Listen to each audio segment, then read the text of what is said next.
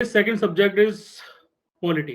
ठीक है, तो पॉलिटी का जीके का ही कंपोनेंट है। तो ये जो कंपोनेंट मैं कल एक्सप्लेन कर चुका हूँ, जनरल नॉलेज का कंपोनेंट है। पूरा एग्जाम 2 घंटे का होता है, 120 क्वेश्चंस आते हैं, 100 मार्क्स का होता है। मार्क्स पर क्वेश्चन आपको 0.83 अलॉट होते हैं और नेगेटिव मार्क्स पर रॉन्ग क्वेश्चन आपके डिडक्ट होते हैं 0.27। It's repeated. नाउ क्वेश्चंस की बात करते हैं पॉलिटी की, कि पॉलिटी का कंपोजिशन कितना होता है पूरे क्वेश्चन पेपर में। तो पॉलिटी का जो कंपोजिशन होता है दैट इज अराउंड 18 to 20। ठीक है, कभी 22 भी आता है, कभी 17 भी आते हैं। एक एवरेज जो नंबर देखा जाता है दैट इज 18 to 20। तो ये इसका जो नंबर है ये भी अराउंड करंट अफेयर्स के नंबर्स के आसपास ही मैच करता है। ठीक है, तो अगर polity plus current affairs subject करते हो तो आपकी जो एक्यूरेसी जब आपकी इसमें हाई रहती है तो आपकी जो कट ऑफ क्लियर करने का सिनेरियो रहता है वो काफी बढ़ जाता है। ठीक है, अब बात करते हैं कि अलग अलग ईयर्स में क्या क्या कंपोजिशन रहा है। तो सीडीएस 1 2020 में 13 क्वेश्चंस आए थे। ठीक है, सो ये चीज आप लोगों को फिर से देख लेनी चाहिए कि कई बार क्या होता है कि हम, जैसे मैंने अभी बताया, हम डिसाइड करके चले जाते हैं कि भाई हम सिर्फ पॉलिटी करके जाएंगे, करंट अफेयर्स करके जाएंगे। तो अगर 13 क्वेश्चन मान लो पॉलिटी में आए हैं और अराउंड 17 क्वेश्चन जीके में, सॉरी करंट अफेयर्स में आए हैं, तो आपके कितने क्वेश्चन हुए? हार्डली 30 क्वेश्चन हुए। 30 क्वेश्चन के बिहाफ पर आप कवर नहीं कर सकते। इसीलिए मैं जोर देता हूं कि आप लोग एटलीस्ट 3 to 4 सब्जेक्टों को अच्छे से करके जाओ। ठीक है, सीडीएस 2 में 17 थे, सीडीएस 1 में 19 थे और सीडीएस 2 2021 में 20 थे। तो एक्सपेक्ट कर सकते हैं कि 2022 अराउंड तो हमारे क्वेश्चंस रहेंगे ही सीडीएस 1 2022 में। किसी को कोई डाउट? No sir. ओके, अब हम बात करते हैं चैप्टर वाइज टॉपिक्स की। ठीक है, तो ये चैप्टर वाइज टॉपिक्स हैं, इनको लक्ष्मीकांत के अकॉर्डिंग मैंने वो किया है, क्योंकि लक्ष्मीकांत की हम हेल्प लेने वाले हैं टोटली पढ़ने के लिए। ठीक है, तो उसके अकॉर्डिंग मैंने इनको डिस्ट्रीब्यूट किया है। तो सबसे पहले हम बात करते हैं कॉन्स्टिट्यूशनल फ्रेमवर्क की। कॉन्स्टिट्यूशनल फ्रेमवर्क में ये टॉपिक्स आते हैं, इसमें कई टॉपिक्स हैं जो बड़े हैं, कई टॉपिक्स हैं जो छोटे हैं, प्लस कई टॉपिक्स ऐसे हैं जो मैं एक चीज यूज करता हूँ। जैसे एक होता है हैश। ठीक है, हैश में उन टॉपिक्स के लिए यूज करता हूं जिनके लिए हमें सिंगल बार ही ध्यान देना पड़ता है। ठीक है, और डबल हैश में उन टॉपिक्स के लिए यूज करता हूं जिनमें आपको थोड़ा ज्यादा फोकस करना पड़ता है, जिनमें डबल या तो रीडिंग लग जाती है हमारी, या फिर मोर देन डबल इसमें होता है। तो सिंगल हैश टॉपिक्स हो गए, डबल हैश टॉपिक्स हो गए, और एक टॉपिक ऐसे हो गए जिनमें कुछ नहीं होता। मतलब उन टॉपिक्स को आप स्किप भी कर सकते हो। ये मैं क्राइटेरिया फॉलो करता हूँ। And this thing you can see in the time table. जो मैं टाइम टेबल आपको अलॉट करूंगा तो आपको समझ में आ जाएगा कौन कौन से ऐसे टॉपिक्स हैं जिनमें सिंगल हैश है, जिनमें डबल हैश है, और जो नॉन हैश वाले टॉपिक्स हैं। फिर एक और चीज आती है, कई नॉन हैश वाले टॉपिक्स ऐसे आते हैं जिनमें एक या फिर दो कंपोनेंट्स ऐसे होते हैं, या फिर एक सेक्शंस ऐसे होते हैं जो एग्जाम के पॉइंट ऑफ व्यू से जरूरी हैं, तो मैं वो भी हाईलाइट कर दूंगा।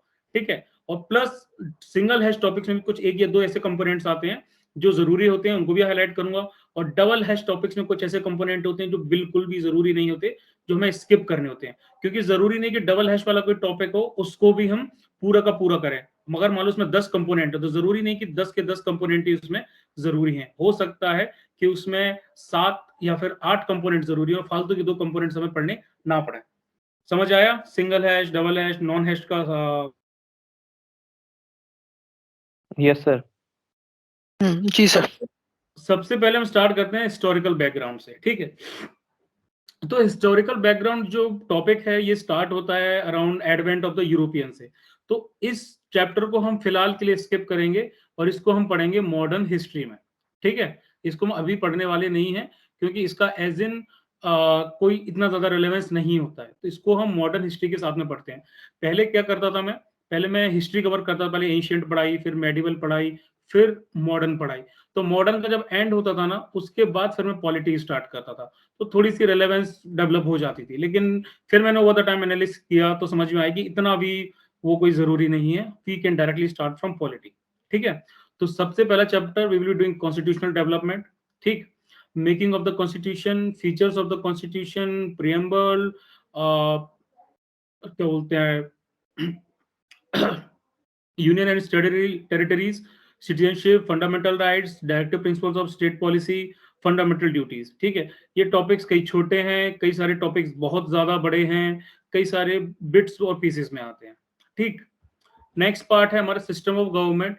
इसमें हम पार्लियामेंट्री सिस्टम कवर करेंगे, federal system, centre state relation, inter state relation, ये ज्यादा इंपॉर्टेंट पड़ जाता है, ये बहुत ज्यादा इंपॉर्टेंट पड़ जाता है। इसमें से कुछ छोटी मोटी डेफिनेशंस आती हैं, इसमें से कुछ छोटे मोटे क्लाउजेस आते हैं।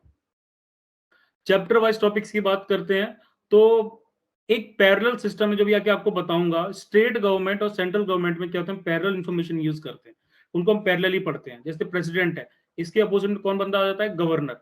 इनकी पावर्स काफी हद तक सेम रहती हैं, बट प्रेसिडेंट की रहती है सेंट्रल गवर्नमेंट के लेवल पे और गवर्नर की रहती है स्टेट गवर्नमेंट के लेवल पे। ठीक है, प्राइम मिनिस्टर हो गया, वहां पर चीफ मिनिस्टर हो गया, या फिर काउंसिल ऑफ मिनिस्टर्स हो गया, कमिटीज हो गई, पार्लियामेंट हो गया, वहां स्टेट लेजिस्लेचर हो गए। तो ये सब चीजें आ जाती हैं। यहाँ पर सुप्रीम कोर्ट आता है तो वहां पर हाई कोर्ट आ जाता है। ठीक है, बाकी सबऑर्डिनेट कोर्ट्स वगैरह भी आ जाते हैं ना। इन सब चीजों में बहुत सारे ऑब्जेक्टिव्स रहते हैं, बहुत सारी चीजें रहती हैं जो हम कवर करते हैं। ठीक है, बहुत सारे कंपोनेंट्स रहते हैं। जैसे हम प्रेसिडेंट की बात करते हैं, तो प्रेसिडेंट की बात करते हुए ना हमारे पास जैसे आ जाते हैं कि इनका अपॉइंटमेंट कैसे होता है, इनकी टर्म क्या रहती है, इनका टेन्योर कितना रहता है, पावर्स क्या रहती हैं, अलग अलग चीजें आती हैं। तो इनमें भी बहुत सारे कंपोनेंट्स आ जाते हैं, वो सब हम स्टेप बाय स्टेप कवर करने वाले हैं। ठीक, फिर स्टेट गवर्नमेंट के मैंने समझाई दिए। ये दोनों जो टॉपिक्स हैं हम पैरेलली पढ़ते हैं। फिर आते हैं union territories and local government.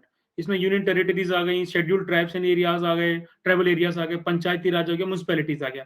इसमें मैक्सिमम फोकस हमारा union territory, scheduled and tribal areas और पंचायती राज पे रहता है। म्यूनिसिपैलिटी पे इतना ज्यादा फोकस हम नहीं देते हैं, क्योंकि पंचायती राज से बहुत क्वेश्चंस आते हैं, that you will be seeing in the upcoming examples. ठीक है, सारे एग्जाम्पल्स में आपको कल की तरह मैं आपको क्लियर करूंगा कि कौन कौन से टॉपिक्स हैं और किन किन टॉपिक्स में से क्या क्या कंपोनेंट्स हमें पढ़ने के लिए जरूरी रहते हैं।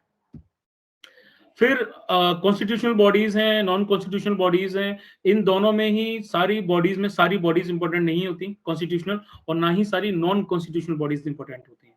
ठीक है, सबका प्रायोरिटी लेवल अलग अलग है। उन सबके प्रायोरिटी लेवल के साथ ही साथ उनके जो अंदर के कंपोनेंट्स हैं, किसी की पावर्स होगी, किसी के फंक्शंस हो गए, ऑब्जेक्टिव्स हो गए, वर्किंग हो गई, मेंबर्स हो गए, ये सब चीजें इसमें रहती हैं, कॉमन रहती हैं। तो वो भी सबके अलग अलग रहते हैं, वो भी we will be looking into them. ठीक, फिर इमरजेंसी प्रोविजंस के कुछ टॉपिक्स हो गए एंड मिसलेनियस टॉपिक्स हो गए, और फिर कुछ करंट अफेयर्स के टॉपिक्स आते हैं जो मैंने आपको बताया था, जो ट्रेंड में रहते हैं, जिनको हमें कवर करना है। ठीक है, sources Indian polity by M Laxmikanth, 6th edition जो मेरे पास है, ऑनलाइन अवेलेबल है, पीडीएफ कहीं भी मिल जाता है, वैसे मैं भी आपको दे दूंगा। NCERTs if you want then you can cover, मेरे पास इनके चैप्टर्स टिक मार्क है, वैसे इसकी जरूरत नहीं पड़ेगी।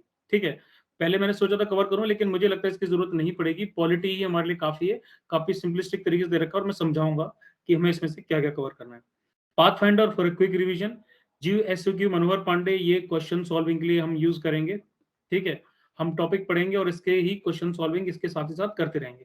और प्लस करंट अफेयर्स जो मैं अवेलेबल कराऊंगा, विजन IAS के जो हम डिस्कस करेंगे, और थोड़े इधर उधर के सोर्स, जैसे कि एक यूट्यूब पे सीरीज है संविधान नाम से। ठीक है, हम थोड़ा उसका भी एनालिसिस करेंगे, संविधान का। और ऐसे एक दो सोर्सेज और हैं जो हम धीरे धीरे उनको कवर करेंगे, जो बीच बीच में हम लाते रहेंगे। ठीक है, किसी को कोई डाउट स्टडी मटेरियल्स के बारे में, टॉपिक्स के बारे में? टॉपिक्स क्योंकि हम थोड़ा बाद में अच्छे से डिस्कस करेंगे, जैसे टाइम टेबल रिलीज होगा तो हर टॉपिक का एक अच्छा खासा एक्सप्लेनेशन रहा करेगा। तो अभी तो आपको एक ओवरव्यू दिया है मैंने कि क्या क्या टॉपिक्स इन्वॉल्व रहते हैं। कोई doubt? No sir. No sir. No sir. मुझे मत बोला है, थोड़ा अच्छे से बोला करो। No sir. मेरी आवाज में लग रहा है कि मतलब कि मैं मुझे नींद आ रही है। No sir. सर फिर हाँ, कौन?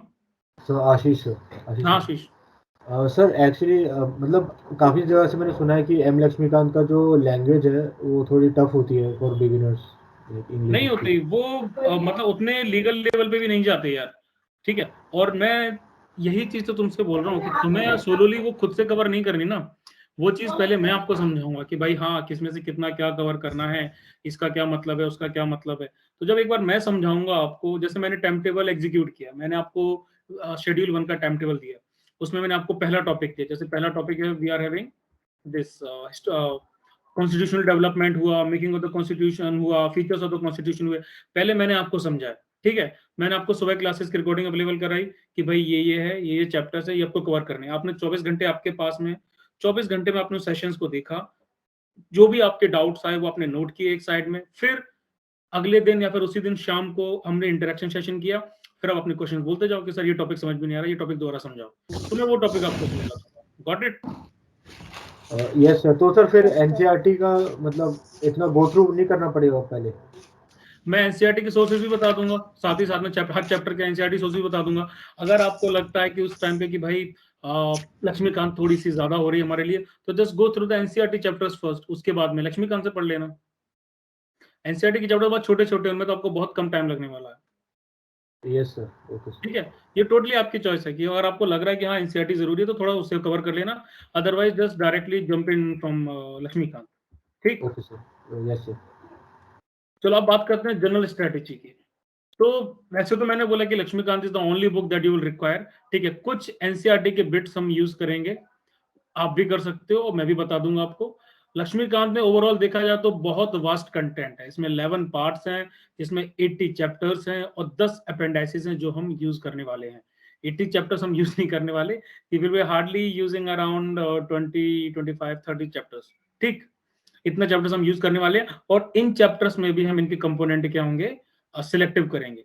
ठीक, फिर उसके बाद में क्या आता है कि लक्ष्मीकांत जैसे आप तुमने बताया अभी, तो लक्ष्मीकांत में पहला परसेप्शन ये हो सकता है कि भाई ये बोरिंग है, डिफिकल्ट है, ऐसा है वैसा है।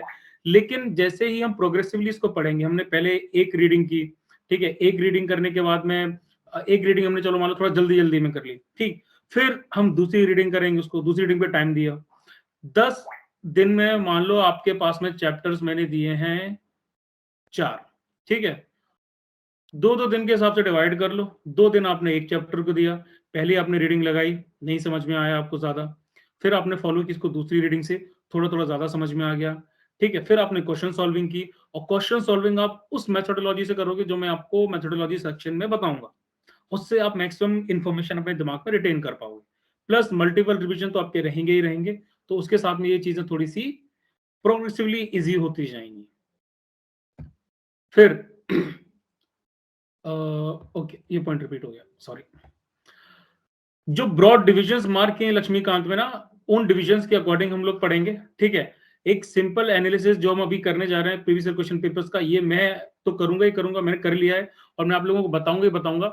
मैं जो शेयर करता हूँ स्लाइड, वो आपके साथ इसलिए करता हूँ कि so that you can also do the simple analysis. पहले मैं क्या करता था, पहले मैं लोगों को बोलता था कि जाओ और पिछले 4 या 5 क्वेश्चन पेपर डाउनलोड करो, उन क्वेश्चन पेपर में से पॉलिटी के क्वेश्चंस अलग से निकालो, फिर उनका एनालिसिस करो। थोड़ा सा हेक्टिक हो जाता था, लेकिन थोड़ा सा मैं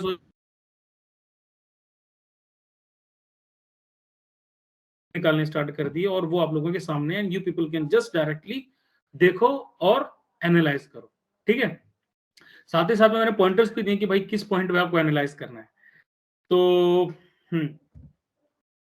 the first reading will give you a general idea, and subsequent reading with question solving will present you with technicalities and specifications necessary for the examination. पहली रीडिंग में क्या रहेगा, जनरल आइडिया रहेगा, थोड़ा सा कई चीजें जो बिगिनर्स के लिए बात कर रहा हूं मैं, हवा में रहेंगी। फिर आप जब फर्दर सेकंड रीडिंग करोगे तो चीजें थोड़ा और समझने में आपको हेल्प मिलेगी। ठीक है, बाकी एग्जाम की हेल्प भी लेनी, जैसे मैंने कल करंट अफेयर्स में बताया था, और ये वाला जो पॉइंट है ये सारे सब्जेक्ट्स के लिए लागू रहेगा। ठीक है, कि ये पॉइंट आपको देखना है कि सीएपीएफ हो गया, एनडीए हो गया, सिविल सर्विसेज प्रीलिम्स हो गए, इन सबको आपको कंसिडर करना है, इनके पैटर्न देखने, क्वेश्चंस के कंटेंट क्वालिटी देखनी है, फ्रेमिंग देखनी है इन्फॉर्मेशन की, और जो रिपीटेड इन्फॉर्मेशन आ रही है वो तो आपको देखनी है। तो ये सारी चीजें आपको साथ ही साथ में हर सब्जेक्ट के लिए करके चलना है। ठीक, क्वेश्चन जो आते हैं इंडियन पॉलिटी में वो फैक्चुअल, उनका नेचर काफी फैक्चुअल रहता है। ठीक है, जो लेटेस्ट डेवलपमेंट्स हो रहे हैं पॉलिटिक्स में, कमिटीज वगैरह बन रही है, अमेंडमेंट्स हो रहे हैं, नए बिल्स आ रहे हैं, एक्ट्स आ रहे हैं, लॉज आ रहे हैं, इनके बारे में काफी ज्यादा क्वेश्चंस रहते हैं। ठीक है, जो भी रिसेंट डेवलपमेंट्स हैं इन्हें करंट अफेयर्स के साथ कपल्ड रहेंगे, इनको कभी भी इग्नोर मत करना। ठीक है, सारे आर्टिकल्स आपको याद नहीं रहेंगे, सारे शेड्यूल्स आपको याद नहीं रहेंगे, सारे अमेंडमेंट्स आपको याद नहीं रहेंगे, इनमें भी इंपॉर्टेंट वाले अलग मैं पॉइंट आउट करके बताऊंगा कि किस पे ज्यादा फोकस करना है। ठीक है, कभी भी ये चीज से मोरल डाउन मत करना अपना कि भाई मुझे तो सारे आर्टिकल्स याद ही नहीं आते, फलाने बंदे ने दीवार पे लिख के रखे हुए उसको सारे याद आते हैं। प्लीज मत सोचना कभी ऐसा, किसी को याद ना हो तो आपको सारे याद रखने की जरूरत है, और नहीं सारे याद रख पाते हैं। ठीक है, तो सारे अमेंडमेंट्स, आर्टिकल, शेड्यूल याद नहीं रखने, जो भी जरूरी फंडामेंटल राइट्स होंगे, जो भी जरूरी चीजें होंगी वो मैं आपको बताऊंगा, प्लस उनके एग्जाम्पल्स भी हमें जानना बहुत ज्यादा जरूरी है। एग्जाम्पल जितने हम साथ ही साथ में करते रहेंगे उतना ही हमें चीजें याद रहेंगी। Examples is a must. आप एसएसबी में जब इंटरव्यू देने जाते हो ना, तो एक टेक्निक है, though I am a failure in that, recommend नहीं हुआ हूं, लेकिन फिर भी मैं टेक्निक बताता हूँ कि आप हर चीज का एग्जाम्पल दो, ठीक है। वो आपसे पूछता है जैसे कि अच्छा tell me about your best friends, कि भाई तुम्हारे बेस्ट फ्रेंड कौन कौन से हैं, उनकी क्या क्या क्वालिटीज तुम्हें अच्छी लगती हैं। So you will be telling that okay Aditya and Vikram are my best friends, and जो क्वालिटीज मुझे अच्छी लगती हैं वो ये दिस दिस दिस और दैट दैट दैट, जो क्वालिटीज बुरी लगती हैं वो ये। फिर आप क्या करोगे, आप उसका वेट नहीं करोगे, आप साथ ही साथ में उसका एग्जाम्पल भी दोगे कि उसकी ये क्वालिटी मुझे इसलिए अच्छी लगती है क्योंकि एक बार ऐसा हुआ था कि उसने ये चीज शोकेस की थी, ये इंसिडेंट हुआ था, उसमें इसकी ये क्वालिटी सामने निकल के आई थी। इंटरव्यूअर आपको नहीं बोलेगा, लेकिन you have to do that, आपको उसके एग्जांपल देने पड़ेंगे। वो आपसे पूछेगा कि भाई अपनी चलो स्ट्रेंथ और वीकनेसेस बताओ, तो आप क्या करोगे, आप अपनी स्ट्रेंथ बताओगे, उसके साथ ही साथ में आप एग्जांपल्स भी दोगे। सर मुझे लगता है कि you know I am very street smart और दिस एंड दैट। फिर आप बता दो कि सर ऐसा ऐसा हुआ था, सर मेरी ऑर्गेनाइजिंग एबिलिटी बहुत अच्छी है, सर ऐसे ऐसे इवेंट किए थे मैंने, ये किए थे। तो ये चीजें आपको साथ ही साथ में लेके चलनी है। तो सिमिलरली यहाँ पे भी आपको प्रैक्टिकल एग्जांपल्स देखने पड़ेंगे। आर्टिकल्स अगर आपको इंपॉर्टेंट देखने, फंडामेंटल राइट्स देखने, उनके साथ ही साथ में प्रैक्टिकल एग्जांपल्स भी हम देखते चलेंगे, ठीक है। Got it? Yes sir. Yes sir, yes sir. बिल्कुल साफ समझ में आया, हवा में तो नहीं गया? आगे सर। ठीक है, आगे सर, आगे सर। ठीक है। आ गया अपने सर। कोशिश करना कि अपने नोट्स बना सको, ठीक है। मैं तो तुम्हें दूंगा इस स्लाइड्स में, लेकिन कोशिश करो कि खुद के नोट्स बनाओ। कोशिश मत करो यार, खुद के नोट्स भी बनाओ, मेरे नोट्स भी लो, अपने नोट्स भी लो, दोनों को कंपेयर करो और जो बेस्ट इंफॉर्मेशन है उसको यूज करो, ठीक है।